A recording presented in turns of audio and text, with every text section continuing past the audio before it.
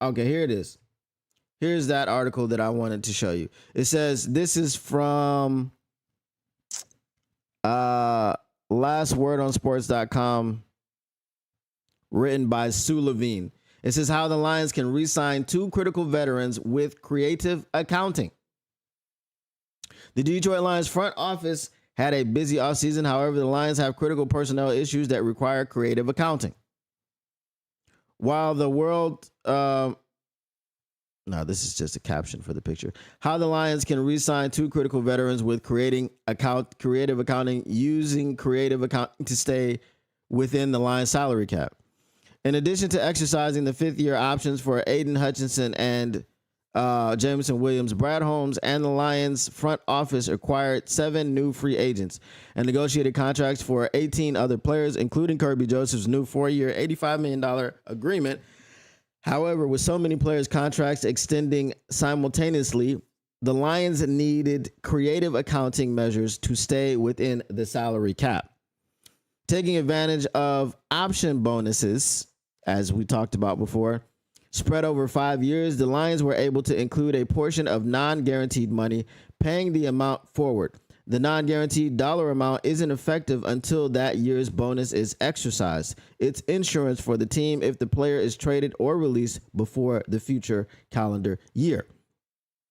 Joseph is now the NFL's highest paid safety after leading the league with 9 interceptions. However, instead of the Lions absorbing the full salary cap hit of Joseph's $85 million contract at $21.25 million a year, his $10 million signing bonus is spread over 5 years. The cap hit for the Lions in 2026 will be a $9.6 million option and only $2 million of the signing bonus. This saves the team $10 million against next year's salary cap. Okay, Aidan Hutchinson's line contract details. Okay, in 2025, the Lions will absorb a salary cap hit of $11,365,351 for Hutchinson, although his fifth-year option jumps to $19,872,000 in 2026. That figure will be much higher when the Lions negotiate a multi-year extension. Hutchinson was likely to become the defensive player of the year before his injury. He recorded 12 sacks, 7 TFLs, 7.5 sacks, 12 tackles, 7 TFLs, 7.5 sacks, 17 quarterback pressures, and 1 forced fumble, an unstoppable force against the Tampa Bay Buccaneers in Week 2. Hutchinson was a one-man wrecking crew unleashed. He recorded 4 solo tackles, 4.5 sacks, and a forced fumble after his injury. Hutchinson focused on his recovery and getting healthy to return for the Super Bowl if the opportunity arose, which he would not have done. Fully recovered from his injury, Hutchinson is poised to pad his career resume of 122 tackles, 28.5 sacks, 4 fumble recoveries, and 4 interceptions. It's still wild to me how Aidan Hutchinson has more interceptions than Jeff O'Hell-Nokuda. By double. All right. However, with Myles Garrett resetting the edge market, Hutchinson's next contract will be measured against Garrett's $40 million per year. Jameson Williams' Lions contract details. Despite the unfounded rumors before the draft, Mike Payton, the Lions never entertained trading Jameson Williams. He was one of the NFL's top receivers last year with 58 passes for 1,001 yards and 7 touchdowns. Williams' 82-yard touchdown reception against the Chicago Bears was Detroit's longest in 14 years. Admittedly, Williams had a rocky start, but he finally justified the team's patience and faith in 2024. When Dan Campbell was asked who the team's most improved player was, he responded, "Give me one player who is the most improved from that start to finish over that time. J-Mo is that guy right now. He is a man on a mission." Williams will earn approximately $3.1 million in 2025 with a cap hit of $5,419,000. His fifth-year option in 2026 will pay $15,493,000. However, if Williams continues his current trajectory, he could earn approximately $30 million per year if the Lions sign a multi-year extension. For naysayers who still think the Lions plan to trade Williams, that would trigger a dead cap payout of $17,825,656. The Lions would lose a key playmaker and a very costly, and unlikely scenario. Let me read that for you again. For the people in the back that believe J-Mo is still going to be traded. For the naysayers who think the Lions plan to trade Williams, that would trigger a dead cap payout of $17,825,656. So this is almost $18 million of dead cap money if you trade Jameson Williams. The Lions would lose a key playmaker in a very costly and unlikely scenario. Okay, impact on the Lions' 2025 salary cap. NFL salary cap rules are complex and can be somewhat deceptive. For example, during the offseason, the top 51 rule only changes the top 51 players against the team's salary cap. This gives teams additional capital to sign players without violating salary cap restrictions. I did not know that. Okay, so let's read that again. The top 51 rule only charges the top 51 players against the team's salary cap. Okay, so okay. I'm thinking something else, but you're talking about the top 51. It's like, oh, the 53-man roster. You're only really getting away with two guys and some practice squad players. But anyway, the two guys and the practice squad players don't count against the salary cap, I guess. That's what it's saying. So it only charges the top 51 players against the team's salary cap. This gives teams additional capital to sign players without violating salary cap restrictions. Sorry. With almost $43 million remaining, the Lions have the most cap space available in 2025 after the New England Patriots and Las Vegas Raiders. Even accounting for the most recent additions to Detroit's roster, the Lions have capital to spend in 2025. However, Holmes is ever mindful of the contract extensions that await in 2026. Brian Branch, Jahmyr Gibbs, Jack Campbell, and Sam LaPorta are all extension eligible next year when their rookie contracts expire. In addition, Jake Bates, Alex Anzalone, Khalif Raymond, and Amik Robertson are only under contract through the 2025 season. Branch, Gibbs, Campbell, and LaPorta will be extended. Bates can look forward to an extension after proving himself to be one of the top kickers in the NFL. The Lions will need some accounting wizardry to extend this group next year. However, where does that leave veterans Robertson, Anzalone, and Raymond? Of the trio, premier veteran Anzalone is the top priority to be re-signed this year. Anzalone's contract with the Lions. Anzalone's 3-year, $18.75 million contract ends this season, and Detroit can't afford to lose him to free agency. In the 4 years that Anzalone has been with Detroit, he recorded 254 tackles, 201 solo, 6.5 sacks, 24 pass defenses, and 2 interceptions and 2 fumble recoveries. He is the 4th player in Detroit franchise history to record 2 back-to-back seasons with 125 plus tackles. And he missed how many games? Right? That's crazy. At 31 years of age, Anzalone isn't showing any signs of slowing down. He was on pace to match his 2023 career best season, 129 tackles, 71 solo, 3.0 sacks, 6 passes defense, and a fumble recovery.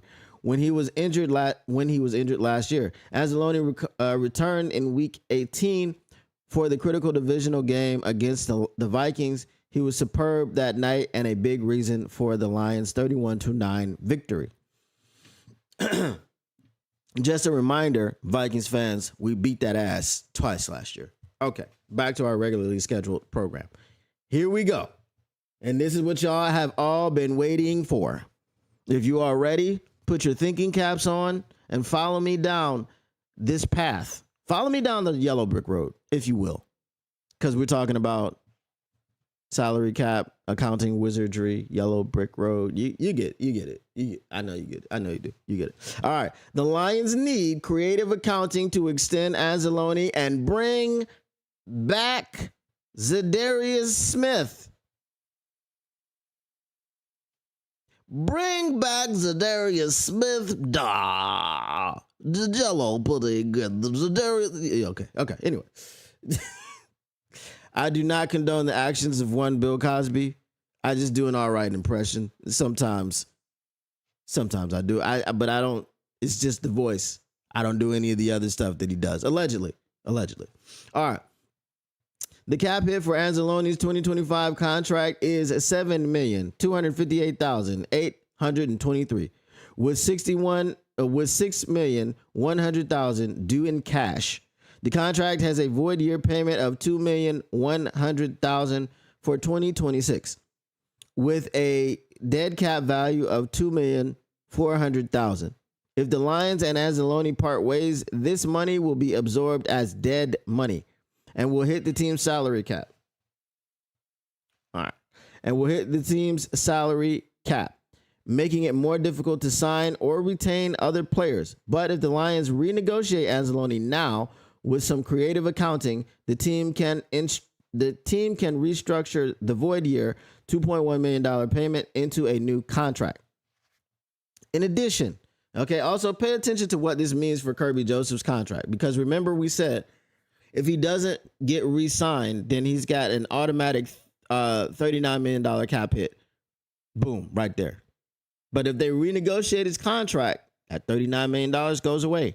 Remember how I said the salary cap wasn't real? Well, when you can hide money and move it and do this, that, and the third thing and say one day it counts against your salary cap and the other day it doesn't count against your salary cap, well, what's going on? Creative accounting. That's why we're talking about this right now. All right.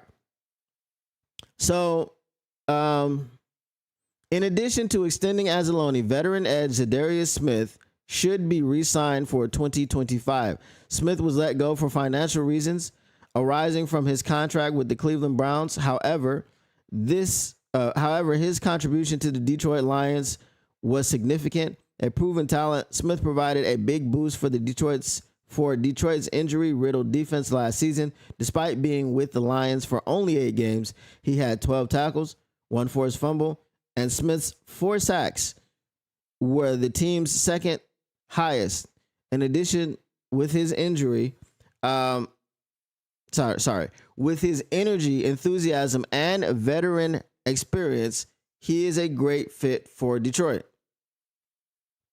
Why the Lions roster needs these 2 critical veterans. Aided by the return of a healthy Marcus Davenport and the additions of first-round pick DT Tyleik Williams and dedicated rookie Ahmed Hassanein, the Lions defense appears to be in good shape. However, it's rare for a rookie to become an immediate starter in week 1. Some rookies take longer to transition from college to pro football. Last season's premature playoff exit revealed a gaping hole in the Lions defense. Although Holmes' strategic free agency and draft acquisitions strengthened the team's roster, more depth and veteran experience are needed, particularly at the edge position. As impressive as Jalen Hurts' performance was, the Eagles' defense won the Super Bowl last year. If the Lions are to overcome that final hurdle to make the Super Bowl, Holmes needs to secure the best possible talent for the roster. That means the Lions must employ creative accounting to re-sign Anzalone and Smith. Shout out Sue Levine. Shout out to you for that article. It was great. It was fantastic. You didn't really expand and expound too much about the creative accounting that's needed, but you did talk about some things that we've already touched on here on this channel. So it's further proof and further evidence that the salary cap, when managed correctly, is not here. It's not real. It cannot hurt you. What up, though, Lions fans? It's your boy, Motor City Don P here. Listen, if you want to continue keeping your Lions news pragmatic, if you want to keep getting the stats and not none of that static, make sure you smash that like button. Make sure you subscribe. Make sure you share and let everybody know what's going on around here. And turn on your notifications, because how else would you know that we're up in here keeping your Lions news pragmatic? Appreciate you once again, and we are out. Peace.